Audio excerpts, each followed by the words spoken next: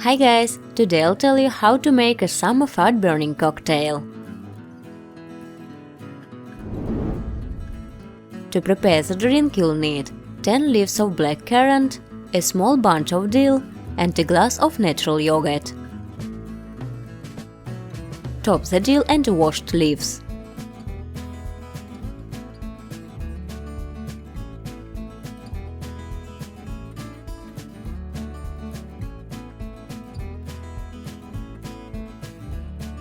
Place all ingredients in a blender and whisk until smooth.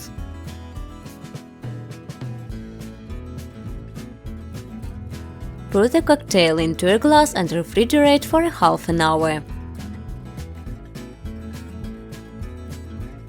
Before use, you can salt a pinch of salt.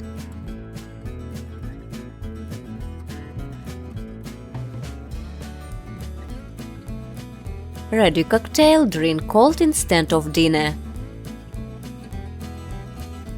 This remedy helps to remove excess water from the body and eliminate puffiness.